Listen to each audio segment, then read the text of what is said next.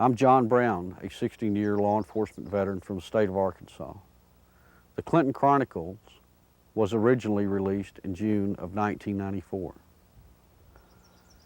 The videotape had a very big impact, according to some, on the 1994 election. The Chronicles was put together because there were several people, not only in Arkansas but across the nation, that had documented evidence of criminal activity that involved Bill and Hillary Clinton. That evidence was never allowed to be in court. The media refused to expose this evidence. The people who prepared this film took the time and the effort to allow the people and the investigators involved to bring the evidence to you, the people, to view. What you're about to see, you're not going to believe. Some of you will say, how could this happen? All I ask you to do, sit back, view what we have, and listen to what we have to say. You make your own judgment.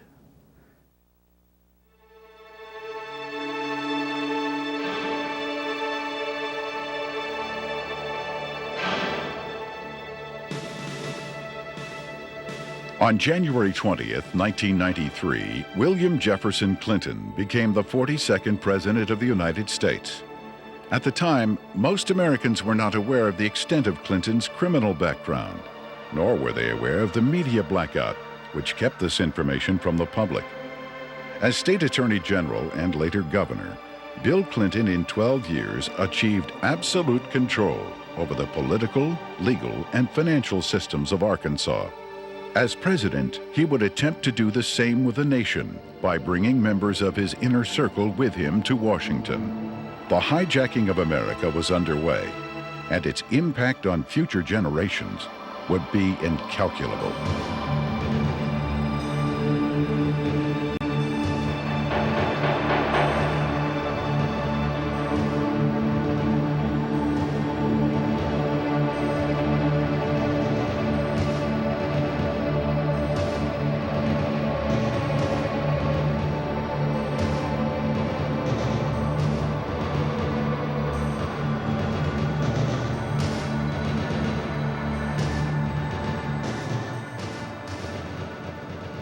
Bill Clinton was born in Hope and, of course, raised in Hot Springs. They had open bawdy houses over there at the time, and they had open gambling at the time. But Clinton grew up in that atmosphere, that different atmosphere of Hot Springs. If it felt good, you did it. He was selected to go to the national from Arkansas Boys Day, to be a delegate to the National Boys Day. And while he was there, he was able to meet John Kennedy. And I'm sure that sparked an ambition in this young man. And he apparently has always had an exceptional, keen mind, a keen intellect. And he early, evidently, had tremendous ambitions. He was gifted in so many ways. The truth is, he's one of the most charming men that I've ever met in my life. He has more energy than any 10 people I've ever known. He was able to network himself into running for Attorney General virtually unopposed. And then he was able to take that position and catapult himself into the governor's office 2 years later and started building his foundation. When you think about Bill Clinton's aversion to the truth, you wonder if this is because of the lackadaisical moral background that he's had in this area. He lied about Rhodes, being a Rhodes Scholar. He never completed that and still said he was a Rhodes Scholar. He went to Moscow and did business with them against the United States government, and he wasn't challenged by the press about that. In Arkansas, while he was governor, he said he balanced the budget 11 times. He never did it once. Also, he said he didn't raise taxes, and he raised taxes 126 times. He can accommodate any situation that comes up because he's not hemmed in with the truth.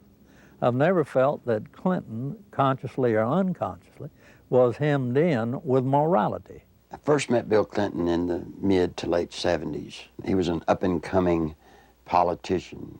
There were a group of us, Jim Guy Tucker, Bill Clinton, Sheffield Nelson, and myself. And we kind of ran around and palled around with each other. It was from that point that I did a lot of projects for Bill from a marketing perspective. In 1988, I went to Bill. I said, I need a job to kind of relax, mellow out. Bill Clinton and Betsy Wright, they suggested that I go to work for a place called the Arkansas Development Finance Authority. And they said my talents could really be used there. It was the best kept secret in Arkansas.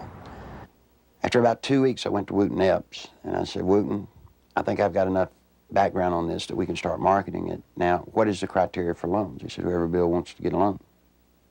To go back, though, to that moment in time, I'd been there about a month, and I realized that I was in the epicenter of what I'd always heard about all my life. What most people have heard about is the machine. I was literally working, sitting in the middle of Bill Clinton's political machine. It was where he made payoffs, where he repaid favors to people for campaign support. I was in an interesting seat, and I knew it. We had a board meeting. In that particular board meeting, I was sitting at the end of the table. James Brannion, who was chairman of the board at that time, was sitting at the head of the table. James Brannion stood up in a public restaurant, and he hollered at the Beverly Enterprises guy, Bobby Stevens, and said, did you get the $50,000 campaign contribution from the client that you're introducing the loan for? He said, not yet. He said, well, then hold up the loan till we get it. I stood up, went up to James, and I said, James, don't yell stuff like that. You don't need to be yelling it in a restaurant. That sounds real bad. He was just burly and arrogant. He said, who cares? Bill Clinton sold the concept of ADFA to the people of Arkansas as a vehicle for creating jobs and assisting churches and schools. In reality, millions of taxpayer-guaranteed dollars were being channeled to Clinton's election campaigns, to his inner circle of friends, and to his wife Hillary's law firm. This may explain why ADFA had been drafted in such a manner as to keep its decision-making procedures secret. If you needed $1 million, you had to get your application handled by the Rose Law Firm, pay them $50,000. There were 5 other companies in the state of Arkansas that were actually more qualified in bond structuring and applications, but Rose Law Firm got them all. I started checking around, and I kept asking, well, you know, one thing's bothering me to the comptroller, Bill Wilson, you know, how do people make payments on these loans? He looked at me and said, they don't. He thought I knew. Well, that blew my mind. And this is about 2 months in, and it was getting tough then. So I started gathering the documents. After everybody left, I would stick around as if I were working on the annual report. That would give me access to all the documents, and I make copies of them all. For about 2 months, I watched accounts accumulate money. At the end of the month, they zero balanced. They're laundering drug money. There were $100 million a month in cocaine coming in and out of Mena, Arkansas. They had a problem. They were doing so much money in cocaine, $100 million. You create a problem in a little state like Arkansas. How do you clean $100 million a month? ADFA until 1989 never banked in Arkansas. What they would do is they would ship the money down to Florida, a bank in Florida, which later would be connected to BCCI. They would ship money to a bank in Atlanta, Georgia, which, by the way, was later connected to BCCI. They'd ship to Citicorp in New York, which would send the money overseas. And there was an interesting one, a bank in Chicago. That bank, by the way, is partially owned by Dan Rostenkowski. Dan Lassiter would get the bonds. He would become the broker for the bonds. He would transfer money back to ADFA. He never sold a bond. The money then would leave ADFA, go into one of the various banks for the specific bond loan, and they would zero it out. When they zeroed it out, they were giving it back to Lassiter, less their handling fees. During the Lassiter investigation, we had numerous witnesses for the federal grand jury, had extensive testimony. People that was connected with Lassiter and drug use and everything else. His cocaine use become used as a tool for sexual favors and also for business deals that influence people. And that's when Mr. Lassiter became quite flamboyant with his cocaine use, and then ultimately led to his arrest and conviction. Dan Lassiter, who was the best friend of Bill Clinton, who went to jail with Roger Clinton for cocaine. And by the way, let me explain something. He didn't sell cocaine.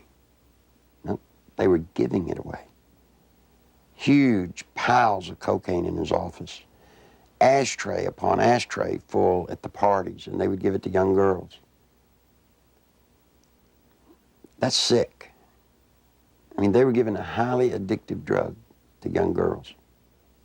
One particular one comes to mind is a 14-year-old cheerleader out of North Little Rock. She was a virgin, and ultimately he ended up sending her to a physician of his. The physician put her on birth control pills. He used cocaine in order to ultimately she lost her virginity, and she got addicted to cocaine. And the last I heard of her, when we had her subpoenaed back to the federal grand jury, she was a hooker in Lake Tahoe. Dan Lassiter contracted to launder the money. Now, in addition to his contract to launder the money and the system that he and Bill Clinton had set up to do it, probably what he did is he took advantage of some of the cocaine. That's why he could give it away. Shoot, you have $100 million a month in cocaine. They wouldn't care if you took a bucket full a day. After Lassiter was indicted, I started to receive quite a bit of harassment from my own department, the Arkansas State Police. And I knew the reason behind it because the affiliation with the state police and the governor's office with Dan Lassiter and his business associates. Mr. Lassiter's cocaine involvement at times was very heavy, then at times he was very cool, calm, mediocre. He was very careful, as all of them have been for quite some time. Once he was convicted, he went to a minimum security prison, a holiday hotel we call them. He spent, I think it was 6 to 8 months, and he got out. Unbeknownst to anybody, Bill Clinton, the day after he got out, granted him a full and complete pardon. So if you think he's tough on crime, think about a man that pardons a man that gives cocaine to kids. Fear of violence is robbing our children of their future. We must take away that fear and give them hope. We must give Alicia and all our children back their childhood. Working together, we can. Do something now. Call 1-800-WE-PREVENT.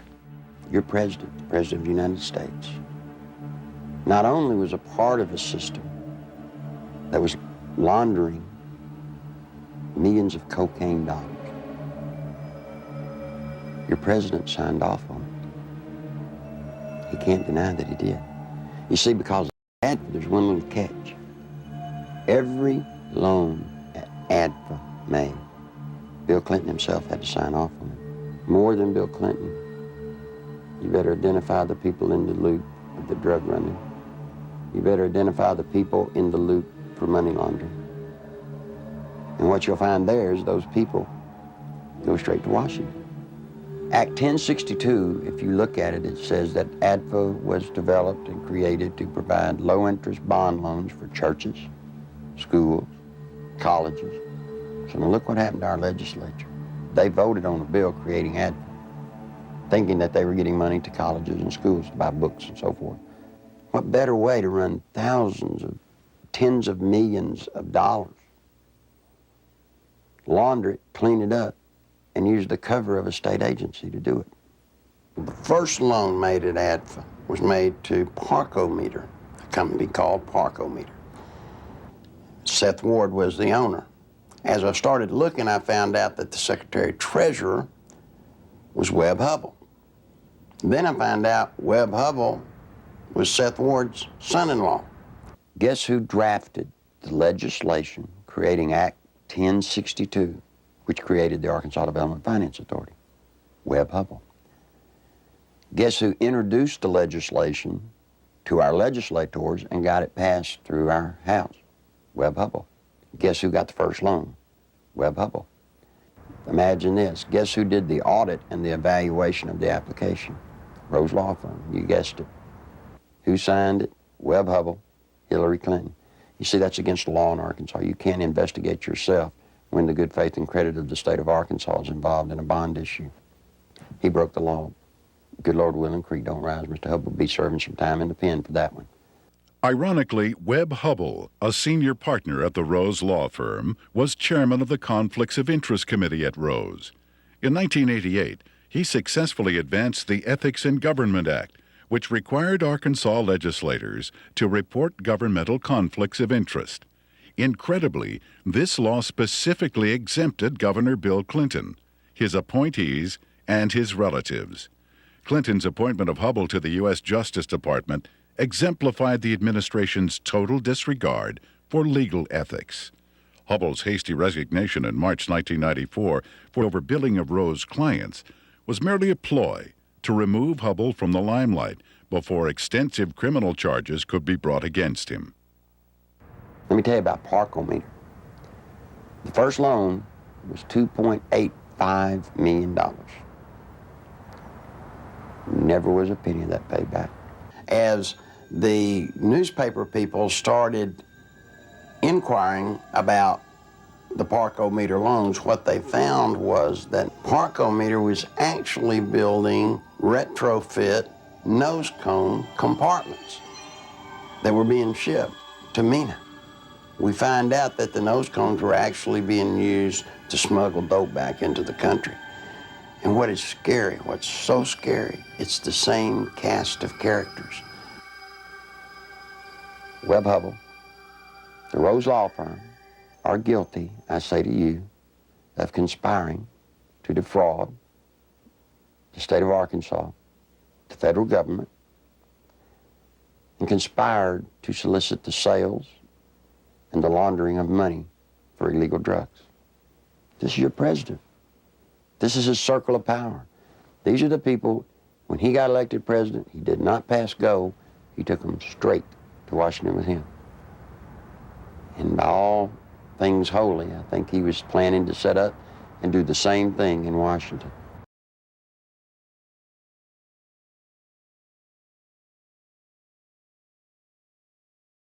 In 1982, cocaine trafficker Barry Seale set up one of the largest drug smuggling operations in the United States in Mena, Arkansas, under the approving eye of Governor Bill Clinton. Barry Seale had a bunch of planes and supposedly had pilots. Barry Seale was a drug smuggler. Now, he tried to set it up in his home state of Louisiana, but they wouldn't let him. He had to come to a state that had a sleazy governor hooked on cocaine, and everybody knew it. Yeah, Bill Clinton was hooked on cocaine. I lived in Little Rock, Arkansas, okay?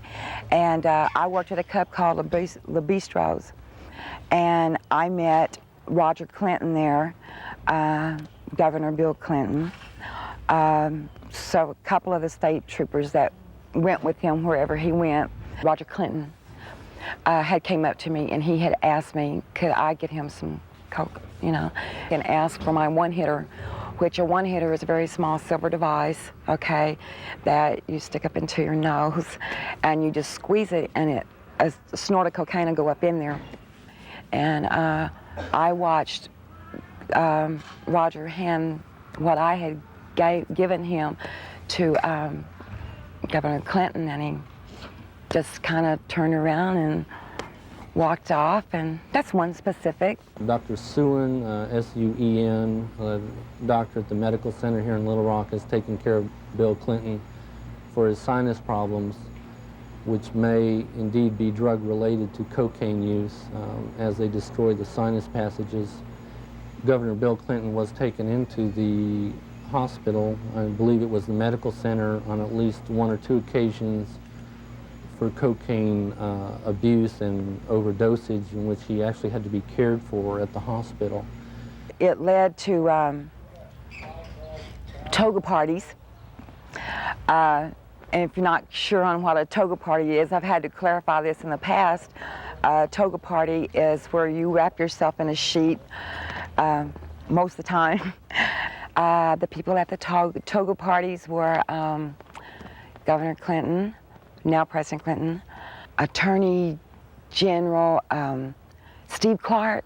Okay, he was there a few times. Members of the Arkansas State Police, you know, along with Roger and, you know, other people. They began to dance around, do the cocaine in one room, have sex in another room, because in the Coachman's Inn, the rooms were adjoining, you know.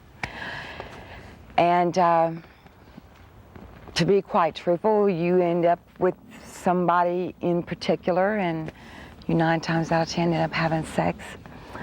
And there was cocaine there. I know. I'm the one that made sure it was there. I've talked to the manager, the assistant manager for the apartment complex where Roger Clinton used to live. They've all said Bill Clinton did drugs. They saw him. I've talked to a lot of other people who have all, just like the people at the apartment complex, said, hey, John, get us to a congressional hearing. Yes, we'll sign sworn affidavits. These people want to be sure when they come forward that something's done about it, because they fear for their life, but they really want the truth to get out. I was there, we're coming there with Roger one night, and back in the back part of the mansion there's kind of like a living quarters type thing, and we would all get together out there and do cocaine, you know, and no, Miss Clinton wasn't there at the time. In 1983, I was made aware that Sheriff Hadaway and one of his auxiliary deputies, Terry Capehart, were investigating a smuggling operation going on at the Mena airport.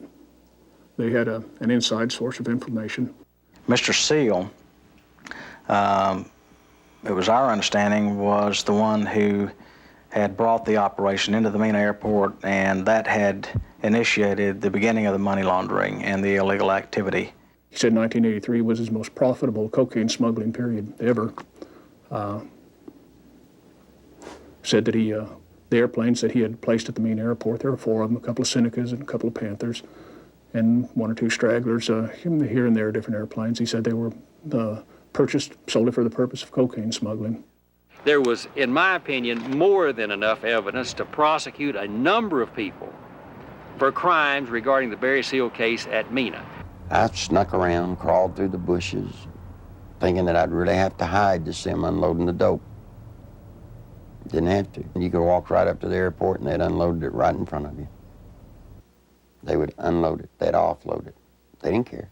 A certain degree of money laundering had taken place among these people that were associated with Barry Seale. What had not been done was to connect the dotted lines to ADFA. Because once you connected the dotted lines to ADFA, you had actually connected the dotted line to Clinton. In addition to the operations at Mena, small clearings in other parts of the state were used as drop points for money and cocaine.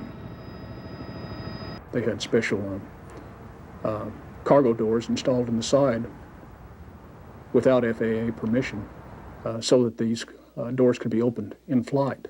They'd pull in, slide back, and the cocaine could be dropped out of the side in flight. When you have a public which is aware of an ongoing criminal enterprise, when you have an international cocaine smuggler who is high profile, and a lot of people know that they are operating in a small area, A lot of people knew about the money laundering. It was common gossip on the street because it was so blatant. And they see investigations ongoing for several years. And they keep watching for indictments. They know grand juries are convening. They know that witnesses are supposed to be providing evidence to a grand jury, yet year after year after year, no indictments are returned. People lose confidence in the system. Clinton had integrated a number of corrupt cops, judges, and politicians into high-level positions to ensure the continued success of the drug smuggling, money laundering operations. All was going well until a fateful night in the fall of 1987. On August 22nd, 1987, Kevin had spent the night with his friend Don Henry.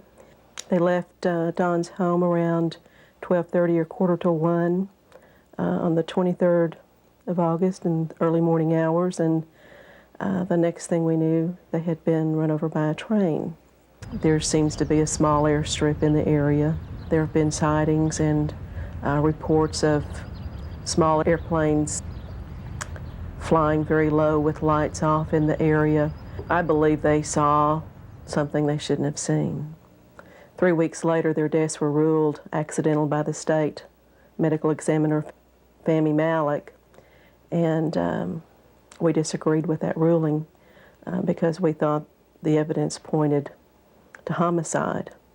At that point, we had a lot of questions and no answers, and the facts didn't add up to what he was telling us, so we decided to get a second opinion and met with resistance from all fronts, both with our local law enforcement, with the state crime lab, with everybody that we turned to. We obtained court orders requesting samples of everything that the crime lab had for a second opinion, and Fahmy Malek resisted court orders. He refused to obey them.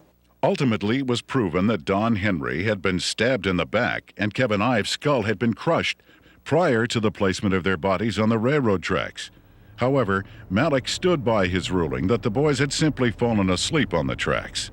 Malek had been kept in office at the insistence of Governor Clinton for a number of years, despite vigorous public outcry to have him removed.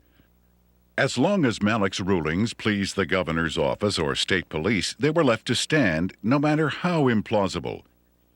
Malek's obvious lack of medical knowledge reached a pinnacle when he ruled that James Milam, who had been decapitated, had died of natural causes. Yet Clinton, who had the power to remove Malek from office, insisted he stay. There were allegations of tampering with evidence in murder cases. There were allegations of perjury in different cases. It didn't seem to matter what Malek did, Clinton protected him. He made excuses such as he's overworked, he's just stressed out, he's underpaid. They gave him a $14,000 raise, which was an insult to my family as well as a lot of others in the state who to this day are struggling with asinine rulings in the deaths of children and other loved ones. I was outraged that protecting a political crony of Clinton's was more important than the fact that 2 young boys had been murdered. Dan Harmon was just a local attorney in the town of Benton, Arkansas. And after Don Henry and Kevin Ives were killed and their bodies placed on the tracks and run over by a train, he approached Linda Ives and the Henry family about trying to help them. He's a manipulator. Gives a great closing argument in court. He's been trained for years to play the game. He knows how to do it. He's very good at it. Mr. Harmon can win your confidence and make you think he's the greatest guy in the world. He did that to Linda Ives. He helped lead them down a path that absolutely led to nowhere on this case. I got involved in the case, and immediately Harmon tried to discredit me without even knowing me. Couldn't figure it out. I run across a young lady named Charlene Wilson. who told a horror story that I didn't really believe at the time. So I started searching for evidence to substantiate just part of what she had said. Herman went ballistic.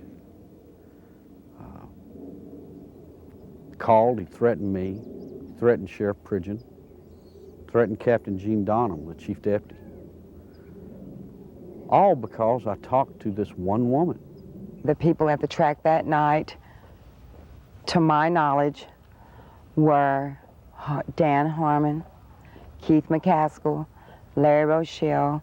I do know that the boys were watching the drop site, okay? And they got curious as to what was being dropped there. The fact is, we know who killed these kids. The whole reason this case, it's been slowed down, stopped, wherever we're at. They can't do anything with it as long as Clinton's in office, because it tracks right back to Bill Clinton being involved in the cover-up.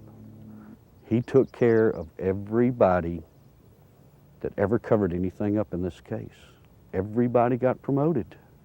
A number of people approached the police with information about Don and Kevin's murders and consequently were murdered themselves. Shortly before Keith McCaskill was murdered, he knew that he was fixing to be murdered. He told his family goodbye, he told his friends goodbye. The night of elections in 1988, he took 2 pennies out of his pocket and threw them on the bar there at the Wagon Wheel and said, "If Jim Steed loses this election, my life isn't worth 2 cents." And he was murdered that night. Jeff Rhodes was a young man from Benton who was murdered in 1989.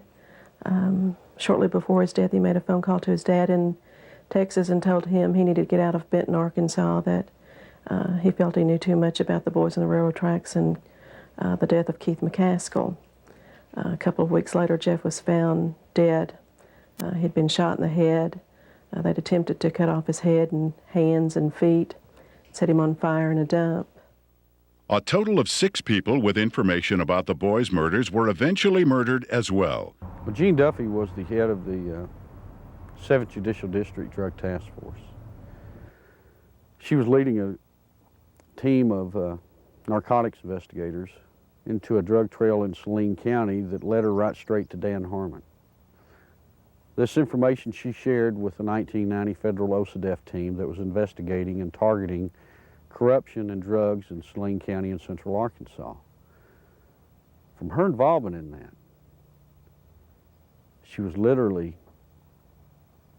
threatened, forced to leave the state of Arkansas and go into hiding.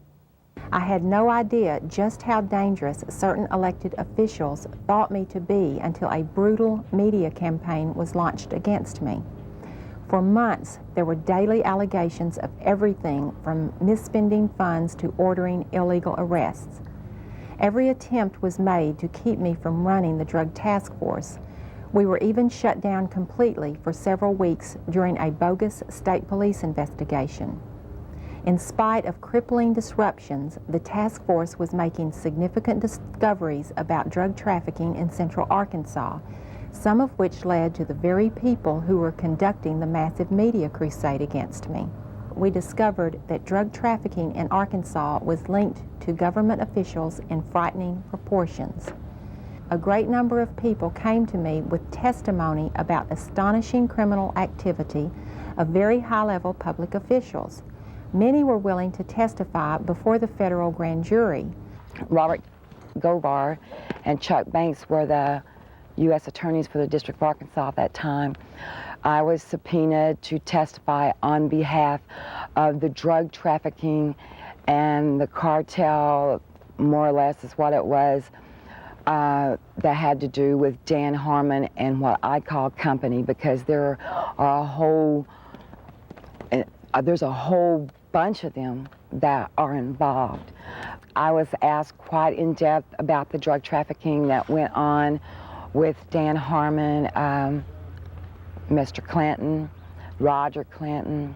Although there was an abundance of evidence and word kept reaching me from members of the grand jury that they were ready to indict, no indictments came. Mr. Govar also insisted that he was ready to prosecute at least 2 key figures, But the holdup was his boss, U.S. Attorney Chuck Banks, who repeatedly delayed requests for indictments. Harmon had paid a visit to Chuck Banks, the U.S. District Attorney, who was in charge of that district. It's recorded, he signed in. He was there approximately 30 minutes, and up until that time, everything appeared to be running fine with the grand jury. Then, in November, Banks removed Govar from the case, and I was fired from the task force.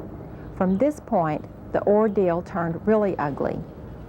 In January 1991, one of the key targets of Govar's investigation, Dan Harmon, took office as the 7th Judicial District Prosecutor. Harmon immediately called a state grand jury to investigate the allegations against me.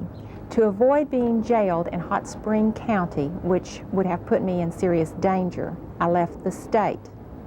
In the meantime, Banks, who had taken over the federal investigation, attempted to give the appearance of carrying the investigation forward while systematically destroying it. He harassed witnesses, suppressed evidence, and finally announced in February of 1991 that the investigation had disclosed no credible witnesses or evidence against any public official. I received a phone call, and they told me that I had made a very big mistake. And I was assured by the U.S. Attorney's Office that my name, that my testimony, that my statements, that the people that were on that witness list would never, ever be revealed. Well, you know, someone in the U.S. Attorney's Office had given Mr. Harmon a list of the effective witnesses, you know. Some of them witnesses over a period of time have came up dead and or missing or have never been heard of again. That don't give you a very good feeling. I'm scared of these people. I'm very scared of them. Guess who arrested her? Dan Harmon. The very guy that she says turned her on to drugs now has her arrested. Dan Harmon, he walked to me, handed me what was supposed to be a search warrant, and he said, "Bitch," excuse me for saying that, "I told you if you ever brought my name up or brought anything up about the past dealings that we've had, that I'd take you down." He said, "You're going to prison. I'm going to put you in prison." He did. I'm here. I mean, I've watched second, third offense people walk around with probation on top of probation on top of probation. Not this lady. First time she's been arrested for drugs. They allege that they found in her home. She gets 30 years. Sure, everybody ought to be able to see through this. This is a man that told Linda Ives for years, "We're going to get to the bottom of your son's death." But yet when I start making progress, it looks like the people I talk to starts getting time in the penitentiary. Linda says it's business as usual in Saline County, justice as usual in Arkansas. There aren't any words in the English language that can describe how it makes you feel as a parent or as a citizen of Arkansas to see what our officials are capable of doing. You know, I think we were just kind of naive, common, ordinary people. Got up and went to work every day and came home and went to bed and assumed that everybody else did the same thing and tried to do what was right. And I think Kevin's death has been the rudest awakening that anybody could ever have to see what really goes on. I can provide information that has tentacles to Governor Clinton's administration. It is apparent to me that a congressional investigation is the last hope, not only for the people of Arkansas, but for the people of our nation who are now vulnerable to the powers of a president who has left in his wake implications of illegal activities and serious improprieties. Meanwhile, Welch and Duncan's investigation into the operation at Mina was about to derail. We'd been so busy investigating, just concentrating, focusing, that it took a while to register that nothing was going to happen. We could not understand what was happening. Neither Mr. Welch nor I were ever subpoenaed to testify before the grand jury and present massive amounts of evidence of wrongdoing by associates of Barry Seale. No indictments were ever returned against any of the individuals, and I can tell you there was extensive evidence. There definitely was some suppression of evidence and definitely a cover-up of an investigation, and somebody should be held accountable as to why that happened. Not one major cocaine bust was ever made in Arkansas out of Mina, Arkansas. Now imagine that, 10 years nearly in its running. Never one truckload ever got caught. During the 1992 Attorney General's race in Arkansas, a member of Clinton's staff had approached Winston Bryant and had asked him to stay away from the Mina affair or the Mina matter. I've done quite a bit of investigation into the Mina Barry Seale case myself, and quite frankly, it is a federal problem. After Winston took office, Bill told me that he was no longer allowed to discuss the Mina Airport investigation from the Attorney General's office. The Attorney General's office is not like most Attorney General's offices across the country. We do not have the authority to convene a grand jury and initiate criminal prosecution. Well, a lot of people have said that the Mina operation stopped in 1986 when Barry Seale was gunned down. It's not true. Covert operations are still going on in Mina, Arkansas today. Now, if you stop and think, back when Bill Clinton was governor, he was asked about Mina. He said, well, that's a federal problem. I'm not going to get involved in it. Well, he's not the governor of Arkansas anymore. He's the president of the United States. We still have operations at Mina, Arkansas. This is his golden opportunity to take care of it. My question is, why doesn't he?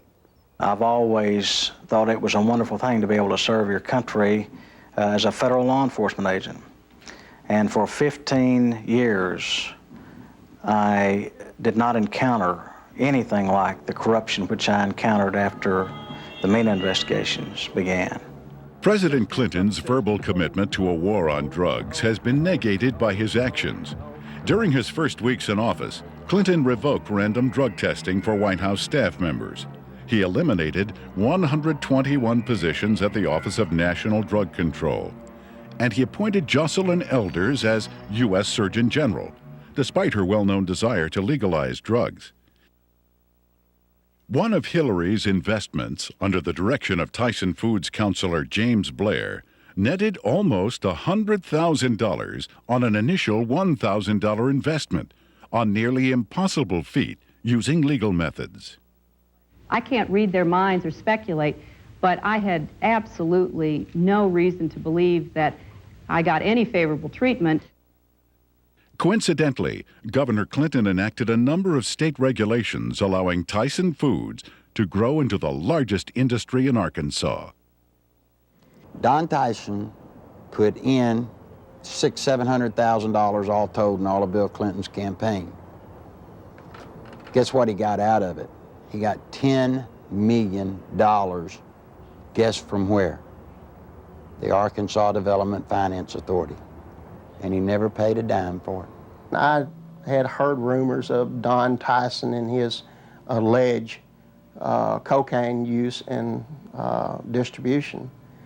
And I went through the intelligence files and come up with enough that I thought was sufficient amount of evidence to launch an investigation on Mr. Tyson simply out of the Arkansas State Police intelligence files has been accumulated for years. A great deal of criminal investigation files were surfacing with Don Tyson's name mentioned in there as being involved with some drug and narcotics trafficking activities. So I interviewed some of the investigators who worked on the Tyson case. Most of them felt that Tyson should have been indicted, but the investigations were always sabotaged, oftentimes from within. One particular undercover narc agent told me that another criminal investigator in that department named Doug Fogley was furnishing Don Tyson with photographs of the undercover narcotics agents that were working on his case. Donald Smaltz was actually hired to look into the allegations that Tyson had given bribes to different people, specifically to the Secretary of Agriculture, Mike Espy. Now, what came out of that investigation was very remarkable. Drug abuse, drug distribution, money laundering, even murder for hire. Now, Smaltz collected all this stuff. He compiled it, he put it in proper order. Then he approached Janet Reno and said, look, you know, I need to broaden my investigation. I'm finding more here than just simple payoffs. What do you think happened? Well, by now, most of you already know. He was turned down.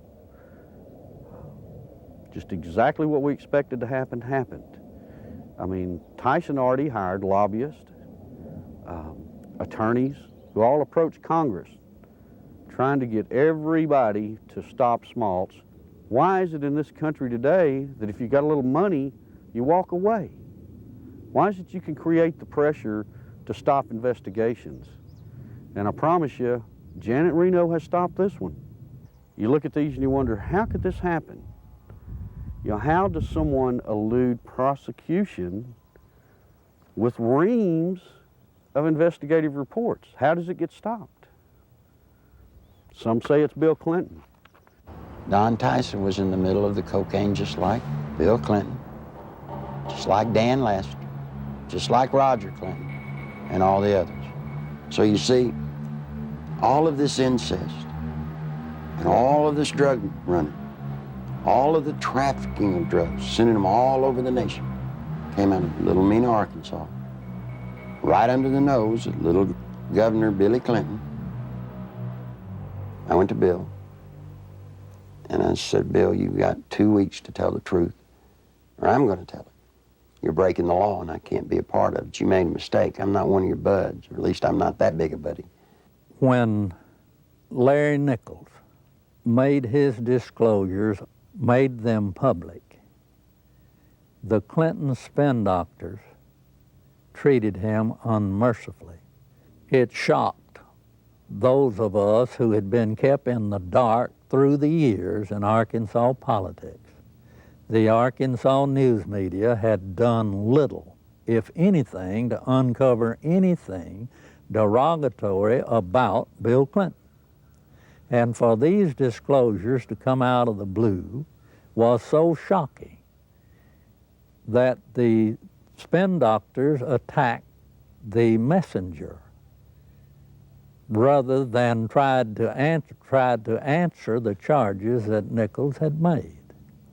And they did such an efficient job that it caused me and others to look with less than favor on Larry Nichols as an individual, because all we knew about him was what they were telling and the press was printing. One of the neatest things about Bill Clinton is how he handles the media. You see, Bill Clinton's an attorney, and when a witness comes out against his client, what's the first thing an attorney does? He tries to discredit that witness. They accuse me of everything under the sun, day in, day out. Every week, there was some new scandal in the paper that I was involved in. 6, 8 weeks later, they print a retraction. Wasn't me. But to this day, people in Arkansas think that I'm some evil person. As a result of that, the boy had to pay a high penalty. In his credibility, he had to pay a high penalty in his acceptability. And then when the new evidence came out that supported everything that Larry Nichols had said, he finds himself, I think, probably in the position of knowing that he had been exonerated, but he has not been exonerated in the minds of the people generally, in my view. And he finds himself probably in the position of wondering where he goes now to get his good name back. A lot of people wonder how Bill Clinton could control a state the size of Arkansas with the absolute authority that he did. It's not hard. You see, after 12 years, after kissing the people that have the money, Bill Clinton controlled the legal system. He controlled the judges. He controlled the attorneys. He controlled the banks. It's just a small state, a one-party state. What tends to happen in small states like that, I think, is the longer the person remains governor, that I think the greater the abuses are. And I think the abuses were very, very widespread under Bill Clinton. One thing that's very difficult for people to understand, Bill Clinton doesn't care about money. He cares about power. All he needed ADFA to do was to channel money to the big players financially. I got tickled when the reporters during the campaign came here. They were looking, trying to find out where Bill Clinton profited. He didn't. He profited by putting money into his friends' pockets. The way they were doing these bond issues and just the whole political atmosphere, quite frankly, was a scandal. But that's the way things had historically been done in Arkansas. But imagine this, imagine the power this man has in Washington, D.C. Imagine what he can do to this nation if he gets that circle of power going there, as he did here.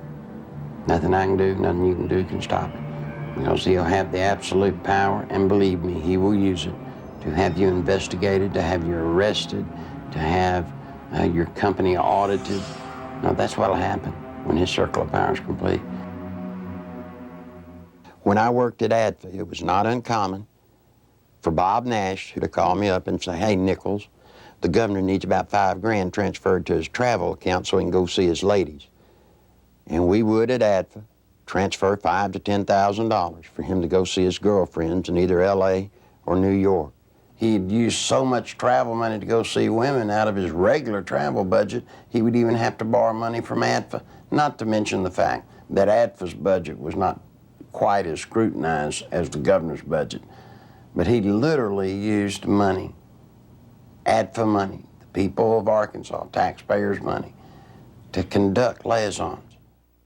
During the 1990 Arkansas gubernatorial race, Larry Nichols, in a last-ditch attempt to alert the public, boldly filed a lawsuit against Bill Clinton.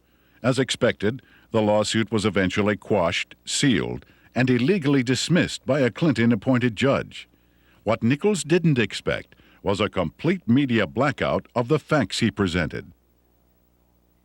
Back in 1990, after all the damage they had done to me, I did something that most people wouldn't do in Arkansas. I sued Bill Clinton. Now, it's very important to note that in that lawsuit, I brought out the names of 5 women. On October the 19th, the only press conference I've ever held in my life was on the Capitol steps of Arkansas. Every news organization in Arkansas, newspaper, TV, radio, were there on the steps. I read the names of the 5 women. I read and talked about ADFA. No one had ever made such a cold, callous statement against Bill Clinton where he named the women. When I got through with the press conference, I went through the center door and I walked off with the camera crews with me, and I walked all the way to the end to the governor's office. And I left the press release right on the governor's secretary's desk. Not one bit of the press release made it into the local TV or the local newspapers anywhere. It didn't show up anywhere. The reason I tell you that is because in those days he had the circle of power complete in Arkansas. Eventually, every allegation stemming from Nichols' 1990 lawsuit and press conference would prove valid regarding Clinton's taxpayer-financed sexual liaisons, his drug usage, and his criminal activities relating to ADFA and Whitewater. Gradually, the women who had carried on adulterous affairs with Clinton began to emerge. The first was Jennifer Flowers, who, like all those close to Clinton, was faced with a decision. Either keep quiet and receive a government job, or go public and face character assassination in the press. Betsy Wright, Clinton's former chief of staff, admitted she had been hired to conduct media smear campaigns against anyone planning to tell the truth about the governor's sexual habits. She was prepared to go after at least 26 women who had the potential of destroying Clinton's chance at the presidency. During the 1992 presidential campaign, I was getting bludgeoned by the media because Jennifer Flowers had come out of my lawsuit. A man called me on the phone on a Monday. His name was Gary Johnson. He was an attorney. He told me that he felt bad because I was being bludgeoned, and he wanted to talk to me about handling my case. Well, I was craving an attorney, any attorney, to help me. You know, I saw Larry out there doing battle, so to speak, on his own, and I felt like he needed some help. I met him on a Tuesday. He was a special attorney. I didn't even know it. You see, he lived next door to Jennifer Flowers. For security purposes, Gary Johnson had installed a video camera near the front door of his Quapaw Tower condominium. Looking at someone in front of my door, it got a perfect shot of them in front of Jennifer Flowers' condominium. And it wasn't my intention ever to take pictures of Bill Clinton going in to see Jennifer Flowers. I could care less who Bill Clinton goes to see. But it just so happened she lived next door to me, and I mounted the camera there. Guess what he caught on tape? Bill Clinton walking into Jennifer Flowers' apartment on numerous occasions with a key. I actually saw him go into her condominium. It wasn't that I was standing there looking out my peephole watching Jennifer Flowers' condominium. It had nothing to do with Bill Clinton. It's just that I got the camera. I had the camera before Jennifer Flowers moved in. And when she moved in, she just happened to have some very interesting house guests. Go back to 60 Minutes when Bill and Hillary were loving kisses. They stood up and lied, and Bill said that he had never been to her apartment, that he had only called her once from the kitchen and from his office. That's an absolute lie, and these tapes proved it. The 60 Minutes interview had been designed specifically to save Clinton's campaign, not necessarily to get to the truth. And they came to us because they were in big trouble in New Hampshire. They were about to lose right there, and they needed some first aid. They needed some bandaging. What they needed was a paramedic. So they came to us, and we did it, and that's what they wanted to do. When I told Tim Russert that I was persona non grata at the White House, he said, "Why?" I said, "The Jennifer Flowers interview." He said, "You got him the nomination." I said, "I know that." As far as I know from the conversations I've had, Bernie Nussbaum knew that, Gergen knows that, Lloyd Cutler certainly knows it because Lloyd had a hand in his coming on there that night. You know, it was strong medicine, the way I edited it. He was a very sick candidate. He needed very strong medicine. And I'm not in the business of doctoring candidates, but he got up out of a sickbed that night and walked to the nomination. And as I said to Mandy, you know, if I'd edited it your way, you know where you'd be today? You'd still be up in New Hampshire looking for the nomination. He became the candidate that night. When the Jennifer Flowers story broke, that story was 100 times more creditable than the story that literally knocked Gary Hart out of the campaign.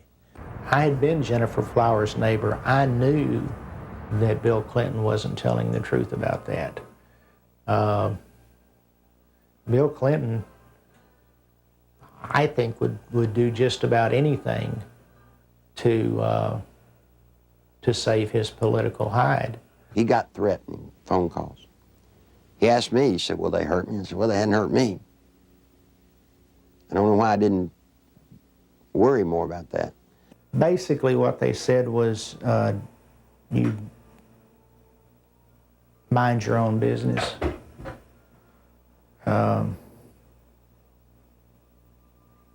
And all it did was made me mad. I never thought in a million years that anybody would follow up on it. We filed the request for the subpoenas on Thursday. Saturday morning, we found Gary Johnson beaten and left for dead. And without getting into gory details, both elbows were dislocated, his collarbones were broken, his spleen and his bladder were ruptured with holes the size of $50 in them. His nose, his sinus cavities were all crushed. He had been beaten by Clinton's people. Were they very large? Yes. Yes, they were. Did they say, where's the tape? Yes, they asked me for the tape. And what's sick is the man gave them the tapes, and then they went and broke his elbows, punctured his spleen, punctured his bladder. They looked like state troopers, I'll say that. Clinton can be a very dangerous individual in the state of Arkansas. In my lawsuit in 1990, I named the lady Sally Perdue as having an affair with Bill Clinton. Sally had an apartment in Little Rock, and the Clinton security guards would drop him off at her apartment and go park in the woods. When Clinton got through doing his business, he was flick their porch light and they'd know to come and get him. She started coming out, started talking. Well, believe it or not, before she could talk, Clinton's people got to her and offered her a federal job or break her legs, whichever one was the best. Sally Perdue, former Miss Arkansas and radio talk show host, carried on a sexual relationship with Governor Clinton between August and December 1983. State troopers in government vehicles were used at taxpayer expense to shuttle Clinton back and forth to Sally's home. Perdue, who today supervises a home for people with Down syndrome, was offered a $60,000 a year federal job to keep quiet. She refused. And you see, that's illegal. You can't offer a federal job to get someone to hush. Following her attempt to go public, Miss Perdue lost her job and started receiving threatening phone calls and letters. Live ammunition was found on the seat of her car, and the rear window of her vehicle was shot out. Even though a number of witnesses have corroborated her story, the American press has refused to print it.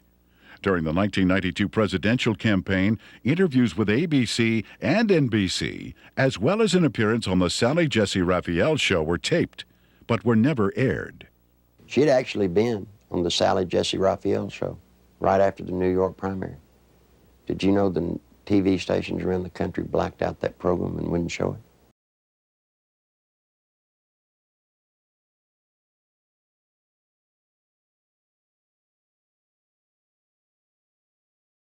In December 1993, former bodyguards of Bill Clinton came forward with detailed information regarding the governor's sexual encounters with a number of women. Larry Patterson and Roger Perry, both veteran Arkansas troopers, boldly spoke on the record. Two other troopers who initially spoke off the record were later identified as Danny Ferguson and Ronnie Anderson. In April 1994, a fifth trooper, L.D. Brown, came forward and corroborated their stories, adding that Clinton's sexual partners numbered over 100 during the period he was employed by the governor. The trooper's official duties included approaching women to obtain their phone numbers for Clinton, driving him to rendezvous points in state vehicles, guarding him during sexual encounters, securing hotel rooms, and lying to Hillary about his whereabouts. Phone logs and other corroborating evidence fully back these reports. I saw on several occasions Bill Clinton engaging in sexual acts while I was either blocking the road or working security at the governor's mansion. I saw them with my own eyes take place, so it's not a rumor, it is firsthand. The entire conversation inside a vehicle in a 2-hour drive from one point to another would be totally about sex and women or jokes. He would actually ask people how they performed oral sex on women in cars. I've been in that conversation. He would ask if you had ever had 2 to 3 women at one time in one bed. Things like this. Bill Clinton was obsessed with that. The first or second time that you're with him and you're alone and you see some attractive woman, he would say, "Hey, Larry, what would you like to do to her?" And, you know, this is the governor of the state of Arkansas.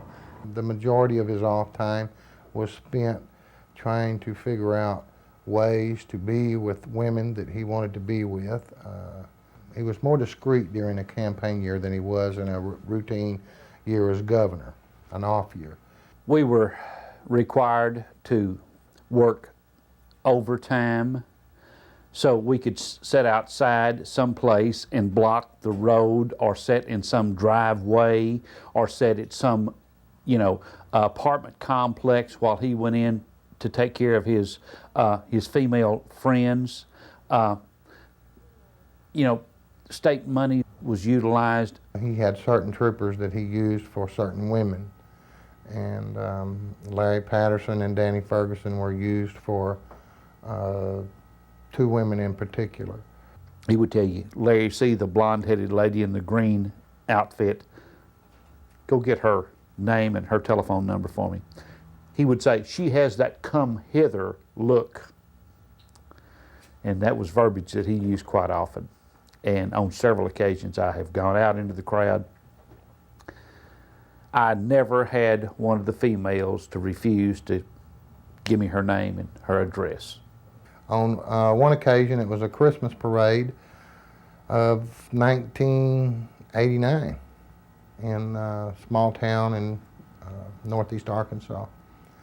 And he picked a lady out of the crowd and asked me to find out who she was. He just carried on about how beautiful she was, how good looking she was, how big her breasts were and things like that. And I found out that she was interested in a state job. And she gave me her name and number, and I said, "Well, maybe the governor will call you, or can I call you?" And when we got in the car, I gave the governor her name with her phone number, and I said, "You'll like this, she's interested in a state job." And he said, "Oh, good, good, good, good, good." The next time I saw that lady, she was working for Bill Clinton in his presidential campaign the night he announced his candidacy for president. I was told by Bill Clinton that this was part of my job, to keep people from finding out about his affairs. Most of the women that Bill Clinton had sexual affairs with were well taken care of. They have good jobs, or their husbands ended up with good jobs.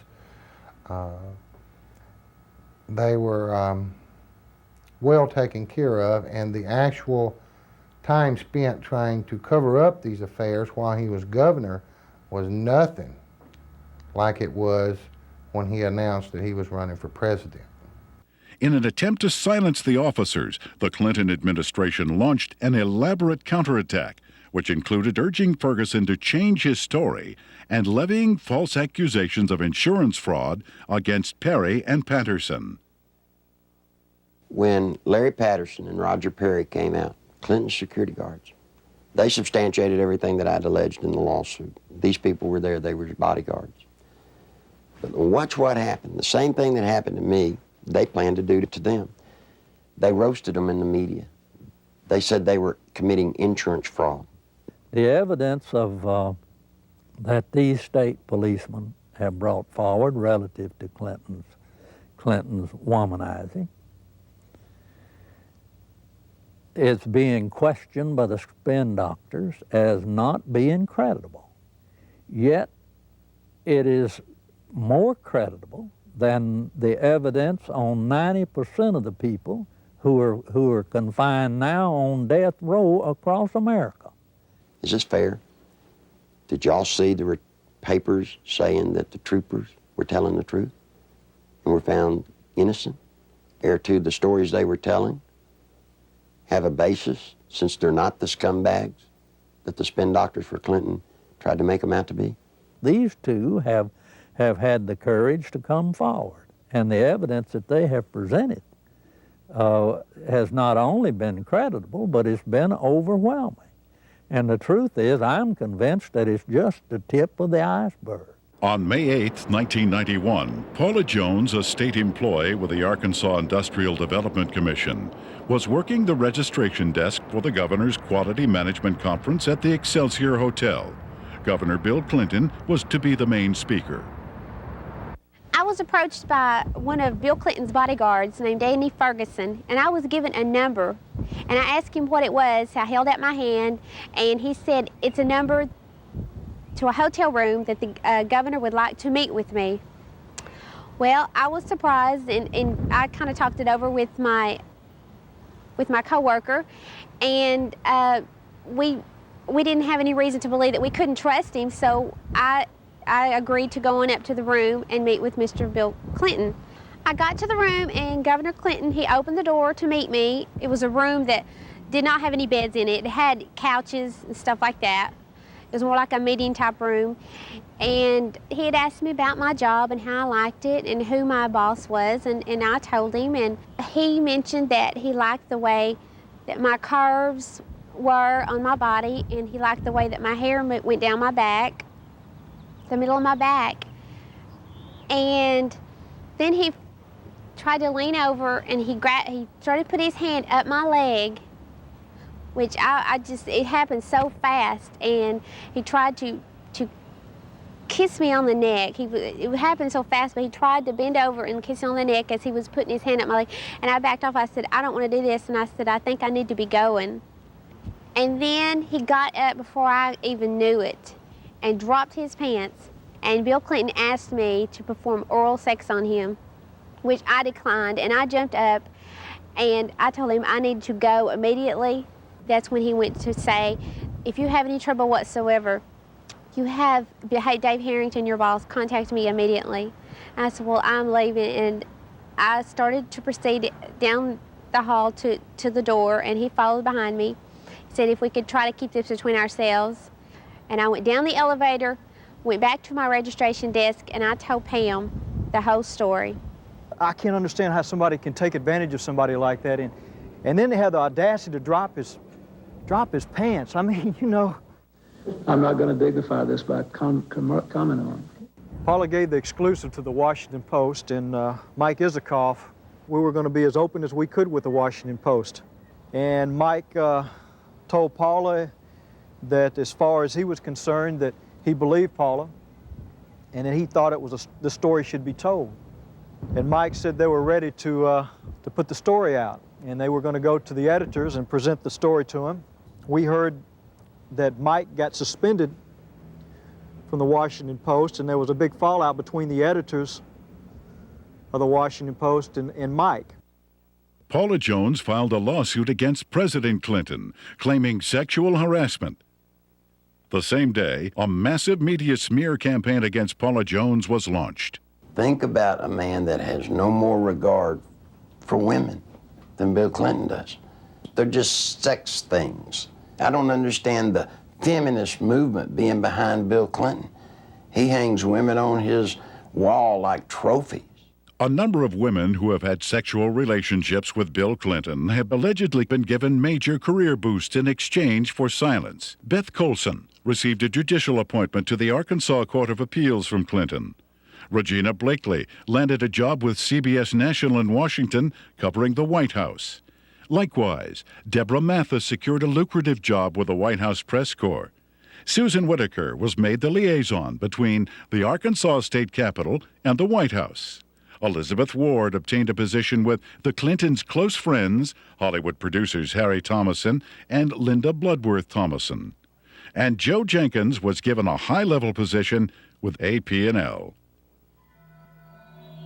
One of the most harrowing stories of Clinton's attempt to keep his promiscuity hidden involves Jerry Parks, a private investigator and former chief of security for Clinton's campaign headquarters. My father was Luther Gerald Parks, a.k.a. Jerry Parks. He was the head of Clinton's security for Clinton's inaugural campaign whenever he was running for president. My father was brutally murdered at Chenal Parkway and Arkansas Highway 10 in one of the most elite parts of Little Rock, Arkansas. Someone pulled aside alongside of him and started shooting at him. They cornered him, stopped him, on Highway 10 as he was turning left onto Highway 10 off Chenal Parkway. They stepped out of the car after blocking his path. He was shot 5 times, once in the leg, once in the arm, 3 times in the chest. My father had a file on Bill Clinton's infidelity and his affairs that ran from approximately 82, 83 to somewhere between till about 90 to 91. The file consisted of pictures, time, dates, places of where Bill Clinton was at, where Roger Clinton was at, the type of drug use that Bill Clinton and Roger Clinton were involved in. I was the only person that would ever go with him when he would do his private investigative work. And I remember 4 to 5 times that I was with him, and that's what he was keying on. I saw Clinton with a lot of different women, a lot of different types, sizes, shapes, colors, one of them being Jennifer Flowers. You know, I was just like, wow. It was more neat than anything else that, you know, somebody that is this famous, this bigwig, can get away with this. This just blew my mind. Shortly before Jerry's death, the phone lines at his home were cut, the security system was disconnected, and the Clinton files were stolen. I believe my father was assassinated because he was the one link that could actually close everything and completely shut Clinton down. I feel that Bill Clinton had my father killed to save his political career. When I did contact Little Rock Special Investigative Services, they told me that they had been pulled off the case 3 weeks prior to that. That just blows my mind on how when I hear they're making progress, all of a sudden they're pulled off the case. Something's not right there. Bill Clinton has been the way he is ever since I've known him. He hasn't changed. He will not change. People inside the White House today tell me that he's running sexcapades in and out of the White House like have never been there before. It's a disgrace to America. If we had known his background, the people of Arkansas would have never elected him governor of this state. And I charge the media of this state for not doing their duty and exposing these things that have since become matters of fact. He's a womanizing, dope-smoking, liar, and a draft dodger. I don't remember those being in the Constitution as exactly the model qualities we want in a president. I think the media has been part of the covering up of the actual true story of and character of Bill Clinton. I believed with all my heart that the American people had the right to know what they had been sold. Bill Clinton is not the person that they voted for. Voters who depend on the media for unbiased information regarding political candidates have been betrayed. Much of the information concerning ADFA, Whitewater, and Clinton's sexual promiscuity was known by the media as early as 1990, yet was kept hidden. The media's heavy pro-Clinton bias prior to the 1992 election was best summed up by Newsweek when they candidly stated, "Truth is, the press is willing to cut Clinton some slack because they like him and what he has to say." In May 1994, Newsweek added, "The national press has been restrained in its accounts of Bill Clinton's private life, and with good reason. Most of those who have made charges against him have been despicable people, jealous and stunted sorts." What an indictment about the media. You knew the truth about Bill Clinton. You just didn't like George Bush. I know Bill Clinton, probably as well as anybody. We used to train him on how to look straight into a camera and lie through his teeth. And you see, part of Bill's pathological lying is the fact that we've taught him how to believe the lie that he's telling. And once he believes the lie, then he can sell it to you as the truth. The world is at risk when the commander-in-chief of the United States of America is a man that will look at another government, who will make trade deals and lie through his teeth. Clinton could get us involved in a hopeless quagmire easily in Europe, in Africa, in North Korea, in any number of places, because not only of his ineptness and his lack of understanding, but his contempt for military things. This goes back at least as far as the 60s in his college days, when he not only attended and participated in anti-American rallies, but organized them. back in the, and incidentally, those were not anti-war rallies. Those were anti-American rallies. He has no loyalty to this nation. He has no loyalty to its fighting men. He has not enough integrity to have any loyalty to its population. He knows how to say the right things, but he has lied for so long that I really don't think he knows the difference anymore between the lie and the truth. Bill Clinton was dishonest on a daily basis. I mean, there's more dishonesty in his life than there is honesty. I mean, it's maybe being a politician in these days and times, you have to tell one group of people what they want to hear and another group what they want to hear. And if the truth conflicts, then so be it. The media has not been able to ascertain today that there's a human being sitting in the presidential chair of the United States of America that lies with everything he says. They still believe somehow in the office of the presidency. They still believe there's some integrity there. Attempts to keep the criminal activities of Whitewater concealed from the public were largely successful prior to the 1992 election. After that, however, the raging Whitewater Rapids could no longer be contained. What the Clintons claimed as a simple money-losing investment was in actuality a series of complex business transactions and cover-ups, ultimately costing the American taxpayer more than $60 million. When this is all over, it's going to be the same story we've been telling for 2 years. We made a bad investment, we lost money, and there's really not much more to add to it. We have enforced higher standards against ethical conflicts than any previous administration. Whitewater may have begun as a legitimate real estate venture, but it came to be used to skim, directly or indirectly, federally insured deposits from an S&L and a small business investment corporation. When each failed, the United States taxpayer became obligated to pick up the tab. 2, the family of the former governor of Arkansas received value from Whitewater well in excess of resources invested. 3, taxpayer-guaranteed funds were in all likelihood used to benefit the campaign of a former governor. 4, the independence of the United States government's regulatory system has been flagrantly violated in an effort to protect a single American citizen. People should not be able to raise questions and erode people's moral authority in this country. It quickly became obvious that Whitewater would engulf the Clinton administration if ignored. A twofold counterattack was put into action. The first was to win sympathy from the conservative populace, who were among his chief critics. Clinton embarked on a series of appearances heartily promoting himself as a born-again Christian who supports and practices traditional biblical family values.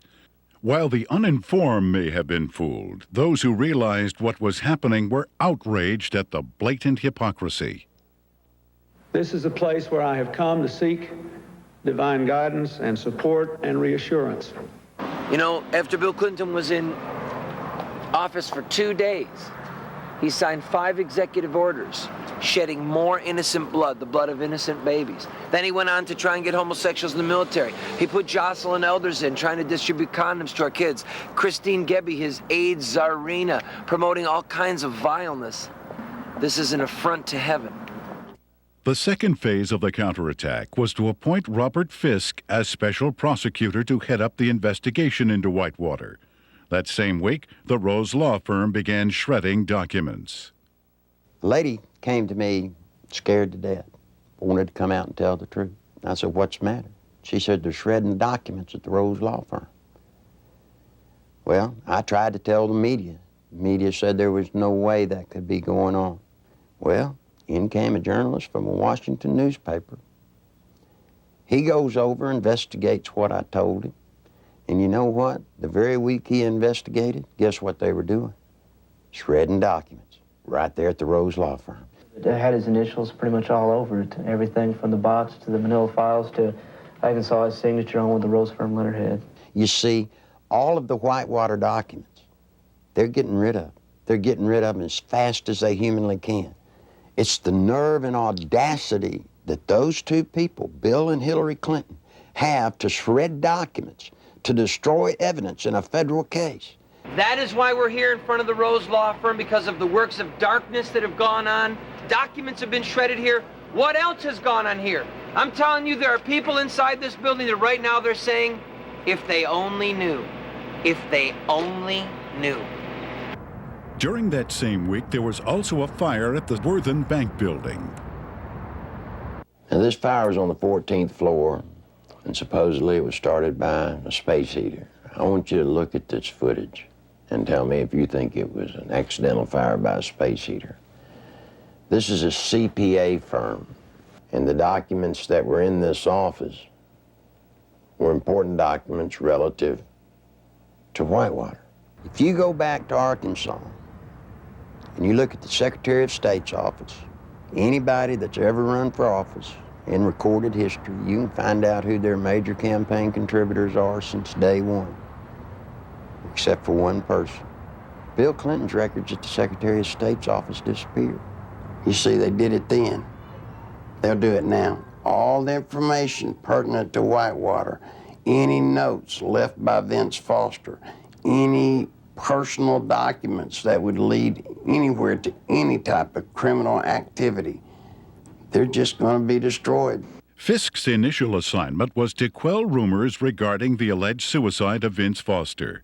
Foster was a senior partner with Hillary Clinton and Webb Hubbell at the Rose Law Firm prior to his appointment as White House Deputy Counsel. In fact, he was handling the Clintons' personal legal matters while he was in the position of assistant to the president, in violation of a conflict of interest at that time. From the outset, the investigation into the death of Vince Foster has been marred by controversy. At Bill Clinton and Attorney General Janet Reno's insistence, responsibility for the investigation was turned over to the Park Police, even though Foster's death fell within the jurisdiction of the FBI. Not until his death had sufficiently developed into a full-fledged scandal 7 months later would the FBI be allowed in. The results of the FBI's investigation, along with the findings of the Park Police and coroner, were incorporated into a report issued by Special Counsel Robert Fisk. The report, released June 30th, 1994, confirmed suicide as the cause of death.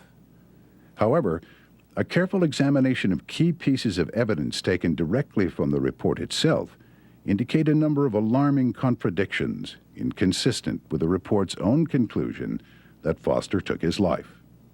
The official coroner's report depicts a large gaping 1-inch exit wound located 3 inches below the crown of Foster's head.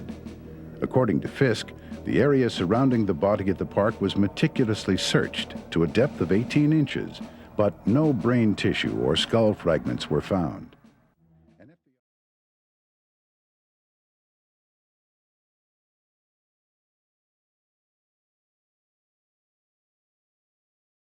The official coroner's report depicts a large gaping 1-inch exit wound located 3 inches below the crown of Foster's head. According to Fisk, the area surrounding the body at the park was meticulously searched to a depth of 18 inches, but no brain tissue or skull fragments were found. An FBI analysis found none of Foster's fingerprints on the gun, despite the fact the gun was found in Foster's hand. However, the FBI did make one extraordinary discovery.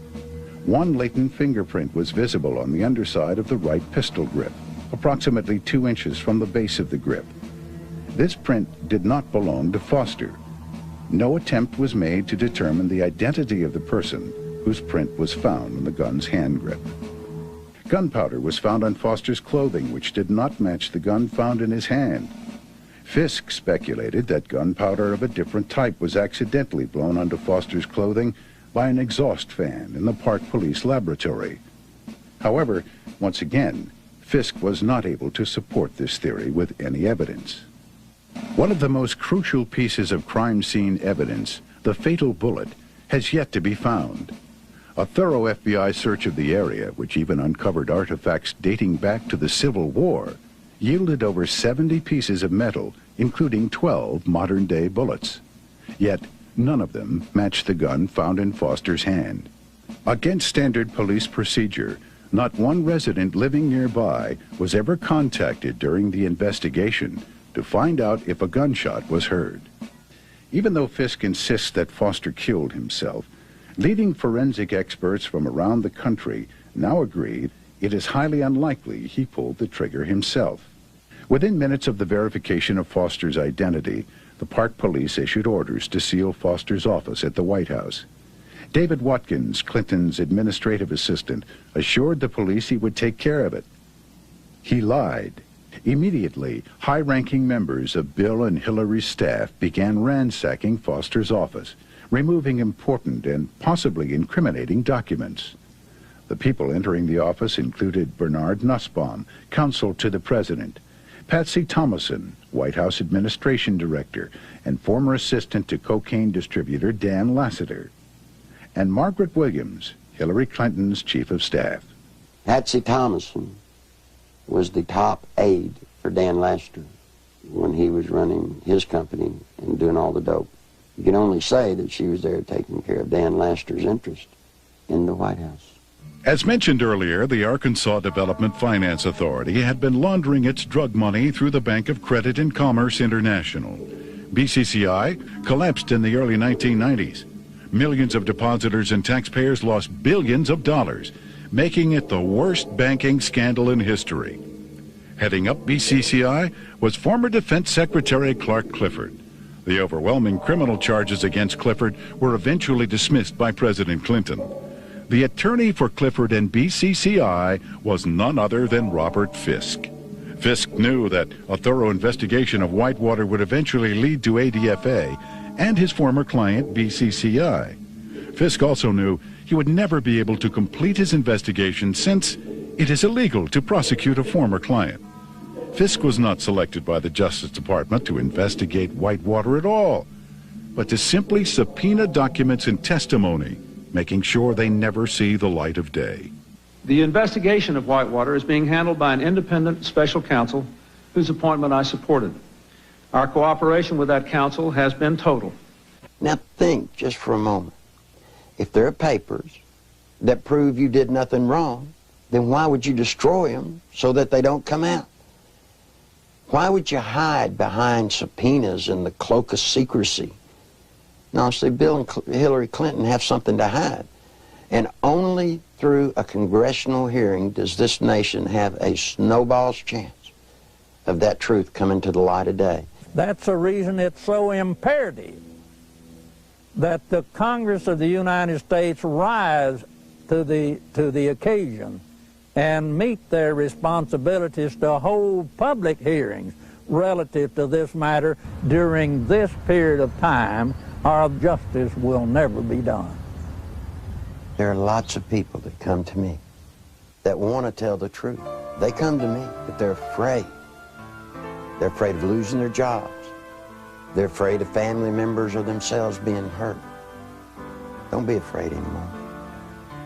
Bill Clinton doesn't own the world. He doesn't scare me. He shouldn't scare you.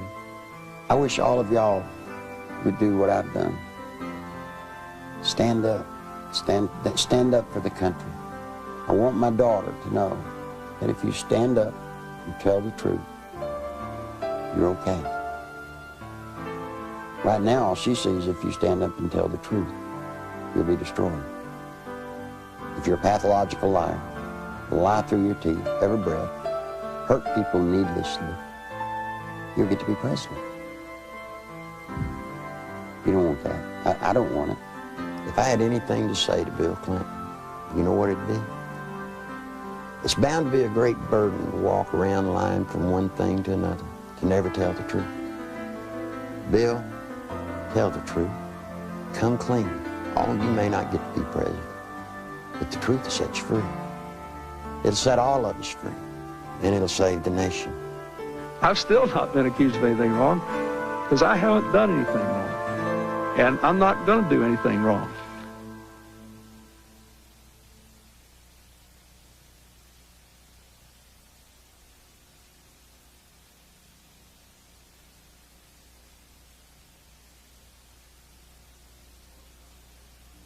Although the documented information contained in the Clinton Chronicles continues to be reported in England and other countries, here in America, the media blackout continues. On July 14th, 1994, copies of the Clinton Chronicles video were hand-delivered to every member of the United States Senate and House of Representatives. On July 25th, documentation supporting the film was presented to Congress at their request. Whitewater hearings were scheduled to begin the next morning. However, the then House and Senate Majority leaders, plotting with Robert Fisk to withhold evidence, refused to allow any of this documentation to be admitted. In addition, eyewitnesses willing to testify under oath who could confirm Clinton's involvement in the Arkansas drug smuggling money laundering operation were flown into Washington, but were barred from giving any testimony. Once again, the Constitution of the United States was undermined and the American people were not allowed access to the truth. That same day, a massive media smear campaign was launched against the Clinton Chronicles. Time magazine, Newsweek, U.S. News and World Report, and major newspapers around the nation simultaneously published false information about the video in an attempt to diminish its distribution. Nevertheless, members of Congress point to the Clinton Chronicles as playing a major role in bringing about the firing of Robert Fisk, as well as the reopening of the investigation into the death of Vince Foster. On August 3, 1994, Larry Nichols was arrested on false charges of writing 2 bad checks and failing to obey a yield sign 7 years earlier. The American media reported the arrest. When the Arkansas police admitted that the checks and traffic violations were fabricated, charges were dropped, yet the media failed to report it. Nichols has suffered 3 attempts on his life since the release of the video. Federal agent Bill Duncan, a 15-year IRS veteran with a permit to carry a gun, was arrested for carrying a weapon, then handcuffed to a pipe in the basement of the Washington, D.C. police station and later released. This incident effectively brought the MENA drug smuggling money laundering investigation to a halt. Duncan was later instructed by his superiors to lie to a federal grand jury regarding the results of his investigation. When he refused, he was forced to resign.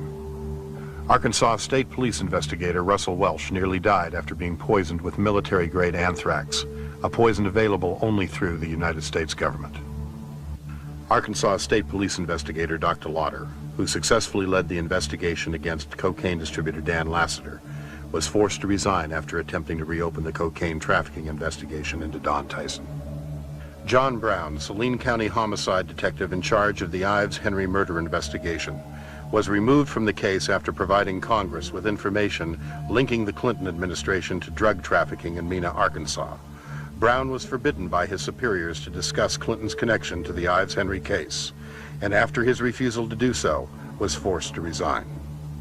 In February 1994, veteran journalist L.J. Davis was beaten in his Little Rock hotel room. His attacker tore pages from his notebook which contained information about the inner workings of the Rose Law Firm and the Arkansas Development Finance Authority. In March 1985, Wayne Dumond was castrated and subsequently imprisoned for allegedly raping Bill Clinton's 17-year-old cousin. Even after evidence had proven that Dumond had been falsely accused and was completely innocent, Clinton blocked his release from prison. To date, every case which would link Bill Clinton with any criminal activities have been effectively shut down by various governmental agencies. The one office that all of us universally look up to, irrespective of what party or political philosophy we espouse, is the presidency of the United States. Since the election of Bill Clinton in 1992, we Americans, with sadness, have learned week after week to have different stories come out from around the country pointing up the reality that we have in the White House today, a draft-dodging womanizer who is a pathological liar. It's a very dangerous thing for America and a dangerous thing for the world. I can only, conclude that the responsible course for the House of Representatives to do is to introduce a resolution of impeachment against Bill Clinton. It is with sadness that I make this statement, because this action will introduce something that we Americans don't want to see in our political process. But we can't continue down the course of what we see unfolding before our eyes almost every week or almost every day. And the best thing for all of us is to get it out in the open and go forward and let the chips fall where they may. Under our Constitution, the House introduces a resolution of impeachment, and the U.S. Senate is a place where a trial takes place. And I think for the good of the country, for the good of the peace and tranquility of the Western world, this is the course that Congress should take.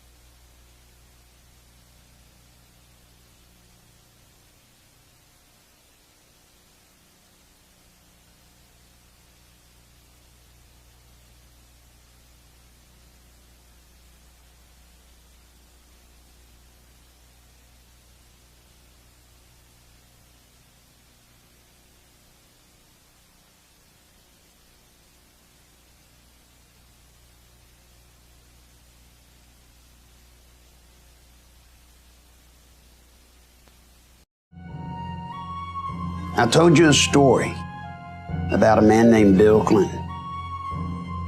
He had just been elected president.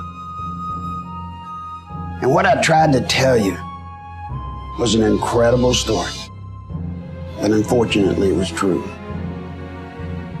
What I want to do with this video, I want to tell you the rest of the story. Not only how we came out with what we said and what actually happened, but I'd like to talk just a minute to tell you what's coming, or at least what I think's coming. Folks, I've never lied to you. I've always shot you straight. This nation's in greater peril now than it's ever been before. So listen tight to what I say.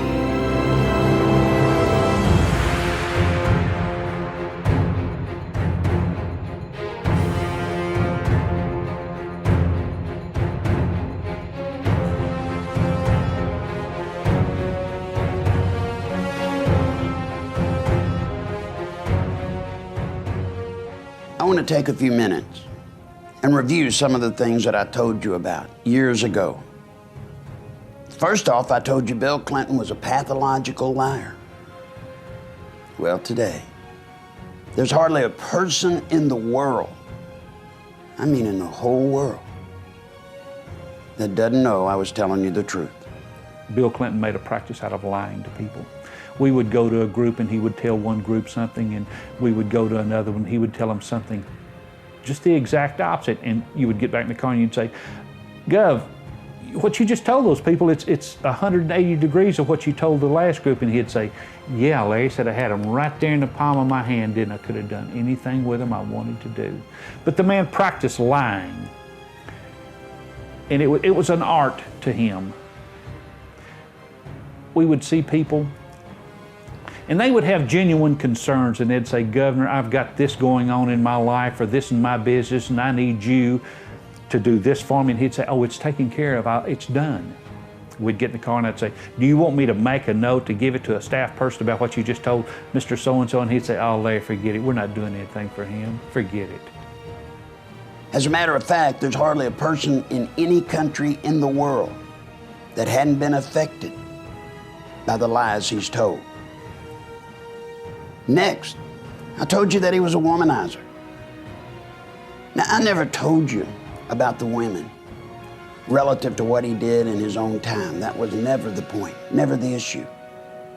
I tried to warn this nation about a president that had a problem, a mental problem. He's a sexual predator. I tried to warn the nation about that because of national security. I knew it wouldn't be very long until some nation, a nation that might be considered our enemy or one that might be a friend, would soon find out about Bill Clinton and some of the trysts that he had been on or was on. And they would use that very information to hurt this nation. I never dreamed when I told you about that Bill Clinton would in the White House do incredible acts of perversion with one of the young helpers. Listen, we have to be realistic. It's our country. That's our White House. And I told you about Bill Clinton, and in fact and indeed, he turned our White House into a cat house. We would be at events, and he would be coming on to some attractive lady, and on more than 2 or 3 occasions, I have been present when Hillary has told him, Bill, zip up your pants, you can't do anything here. I told you he was a draft dodger. Of course, all of that has been proven. Not only is he a draft dodger, but in the letter that he was dodging the draft with, he said that he loathed the military. But for somebody that has loathed the military, he's done a great job. He's stripped our military down to the bare bones. He's gotten us in every kind of conflict that there can be. And now, we could hardly defend our nation if we had to from an enemy. I told you also, Bill Clinton was a drug user. Well, since that video, doctors have come forward that treated he and Roger. Bill Clinton himself admitted that he had smoked pot, but he didn't inhale. Well, I would ask you to add that to the list of lies, especially when you consider since that video, people like Sally Perdue have come forward at great risk personally and told of how he did cocaine. Jennifer Flowers has come forward and said that he did cocaine. Folks, I told you so many things about Bill Clinton, things that seemed absurd. I wish I could come back today and say I was wrong, but I wasn't. Not then, and not now.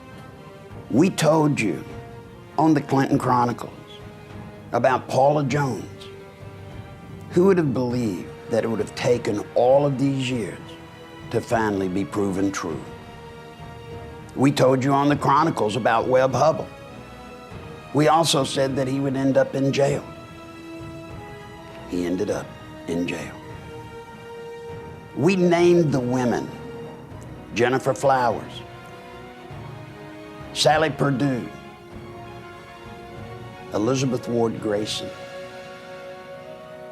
In the first campaign, Liz Ward actually said she didn't have an affair with Bill Clinton, only to come out years later in an article, and she admitted that she did indeed have an affair. But what's significant about Liz is that she had to flee the country. She went to Canada for fear of her life. And that's the way it always ends up with Bill Clinton. You get to the point where you think, wait, there's something terribly wrong here. This is not the way another human being should be acting, and this is certainly not the way another human being should be treating other people. And you saw this pattern develop, and you saw all these women come and go. He would send us out into the crowd. If he saw some attractive lady, and he would say, Larry, the lady in the red dress or the green dress with the blonde hair, go get her name and telephone number for me. She has that come hither look. You know, I can't help but be a little bit tickled when Bob Woodward comes out with his book. And he has this great revelation about a new woman that had been overlooked. Well, he could have saved a lot of the research if he'd have just watched the Clinton Chronicles, because we talked about her there. Her name was Joe Jenkins. I know a lot of you are wondering why the mainstream media now is starting to cover a lot of things that happened years ago. Well, it's great that they're telling it now, because it helps us with our video to prove that we were telling the truth. But why not then? Why didn't they do what they've always done when it came to exposing politicians? Why didn't they help the nation and expose these events when the information was there? It was there for everyone to have. We told you that Bill Clinton was a pathological liar and that he was capable of almost anything to obtain and stay in power. Don't forget, Bill Clinton looking right into the camera of the American people and saying that he did not have sex with that woman, Monica Lewinsky. Bill Clinton is capable of anything. When we think about the effect we've had with the videos, you look back and you just have to realize that an estimated 30 million people saw the Clinton Chronicles, either in buying the tape or seeing it on television. The impact of that, some say, was enormous. As a matter of fact, the night of the election in 1994, as a matter of fact, it wasn't the night of, it was the next morning, several media called me and said, congratulations, because of that video, the Republicans had gained control of both houses of Congress. Was it that video? I don't know. But I will tell you this, a lot of people saw it. An awful lot of people believed in it. And now, I want you to know your trust was well placed. That video was true.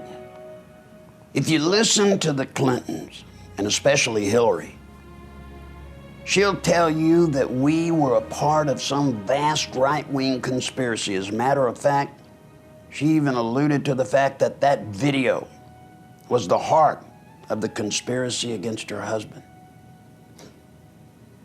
This vast right-wing conspiracy consisted of John Hillier, a cameraman who now's dead, Pat Matriciano, a filmmaker, who had the courage to come and make the video. Now, I can't imagine if I were Bill Clinton, with all his money and all his power, that he couldn't have stopped a little video made by 3 people. But that's the power of the truth.